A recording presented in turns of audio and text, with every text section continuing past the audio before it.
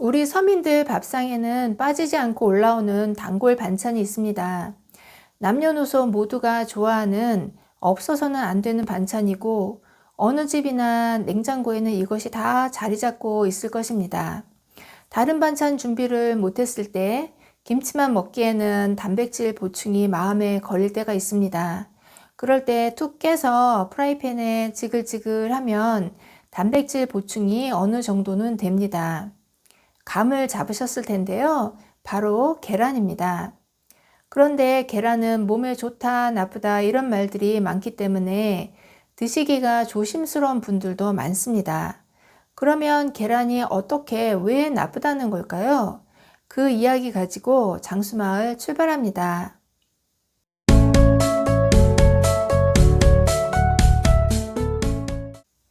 안녕하세요. 건강을 위한 모든 정보 장수마을입니다. 여러분, 계란 자주 드시는 편이신가요? 우리네 서민들 밥상에는 없어서는 안 되는 반찬이 계란입니다. 한국 사람 밥상에는 채소가 많죠. 건강을 위해서 신선한 채소를 많이 먹어야 된다고들 하는데요. 그러나 한국 노년층은 단백질 섭취가 많이 부족한 게 사실이라고 합니다. 사람은 단백질 섭취를 해줘야 근육도 생기고 건강을 위해서 단백질 섭취는 필수입니다.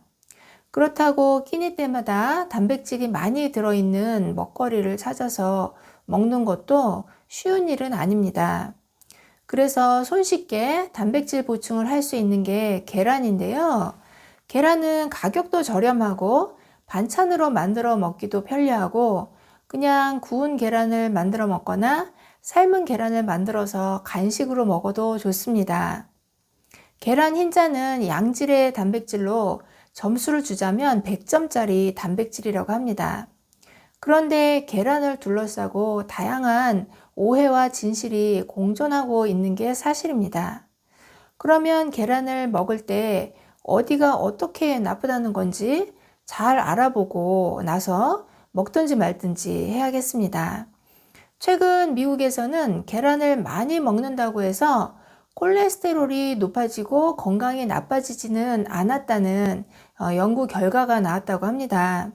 미국의 의학 전문 웹사이트 메디컬 익스프레스의 최근 기사에는 텍사스 공대의 비만과 대사라는 건강연구실에서 48명의 성인을 대상으로 계란 섭취에 관한 실험을 했다고 합니다. 실험 결과는 어떻게 나왔을까요? 그 결과 계란을 많이 먹는다고 해서 포화지방 섭취가 늘어나지는 않더라는 겁니다.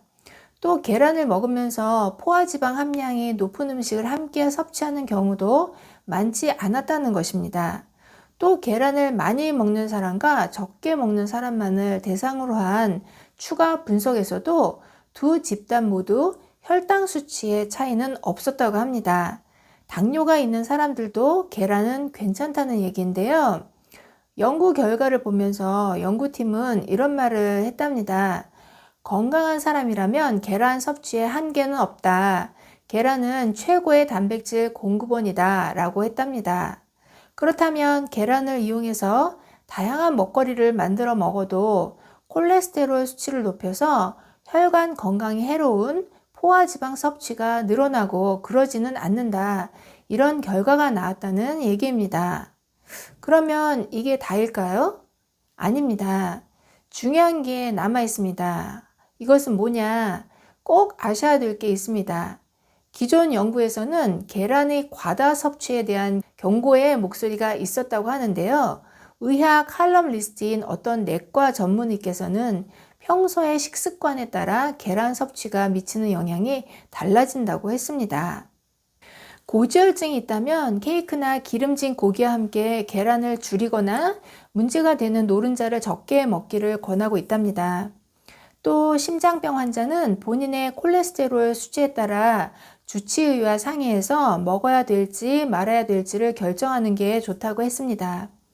계란을 드시는 것도 건강을 생각해서 자제를 해야 되는 사람들이 있다는 건데요. 그런데 건강한 사람도 조심해야 되는 게 또 있습니다. 계란을 드실 때 금기사항이 있다는 걸 알고 계신가요? 많은 사람들이 대수롭지 않게 여기고 계란을 드시고 나서 하는 게 있습니다. 저는 이게 더 무서운 것 같습니다. 그것은 바로 계란을 드신 후 금기 음식을 먹는 거라고 합니다. 많은 사람들이 계란을 먹고 나서 금기 음식이 있다는 걸 들어보지도 못했을 것입니다. 그런데 자칫하면 중독이 되거나 심지어 폐결석이 생길 수도 있다고 하는데요. 첫 번째는 계란을 먹고 나서 바로 어떤 약이든 복용을 하면 안 된다고 합니다. 계란은 단백질 함량이 높기 때문에 염증이 발생하였을 때 계란을 먹고 나서 약을 바로 복용하면 해롭다고 합니다. 특히 소화기에 질병이 있고 설사 증상이 있다면 더욱 계란을 먹어서는 안 된다고 하는데요. 약도 위장에 부담을 주는데 계란의 단백질과 만나서 위장에 부담을 주고 병을 더 악화시킬 수 있다는 거죠.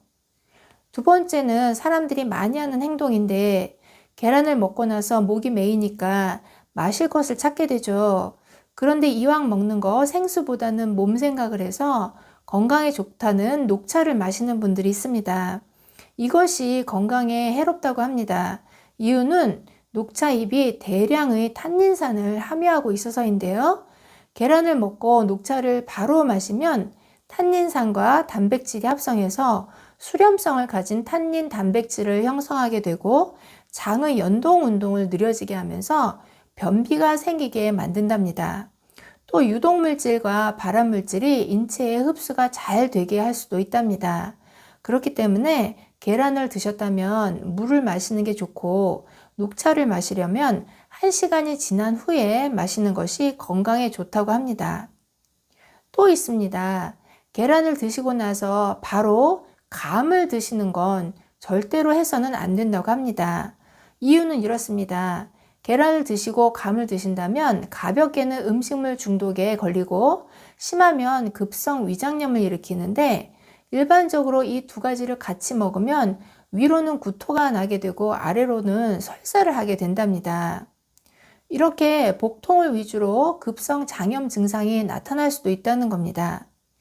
만일 이 두 가지를 함께 먹었다면 먹은 지 한두 시간 이내에 토하게 하는 게 좋답니다. 계란을 먹고 감을 먹는 게 이렇게 무서운 거였네요. 또 있습니다. 계란을 드신 후 바로 두유를 마시면 이것도 안 된답니다. 두유에는 트립신이라는 것이 들어있는데 이것이 계란 흰자위 속에 란송 단백과 결합해서 영양 성분을 파괴한다는 겁니다. 계란과 두유 모두 다 영양 가치를 떨어뜨린다는 얘기인데 그렇다면 먹으나 마나 한 게 되는 거죠. 계란은 알고 보니 드시는 걸 자제해야 되는 사람들도 있고 함께 먹으면 안 되는 음식도 있었습니다. 결론은 이렇습니다. 계란, 건강한 사람은 많이 먹어도 괜찮다고 합니다. 그런데 콜레스테롤 걱정이 있으시다면 신경을 써서 노른자는 빼고 드시는 게 좋고요.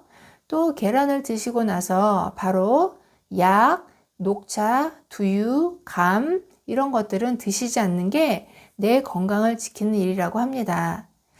그게 그렇습니다. 모든 먹거리는 잘못 드시면 독이 됩니다. 그러나 잘 알고 드신다면 약이 될 것입니다. 긴 영상 봐주셔서 감사합니다. 들어가세요.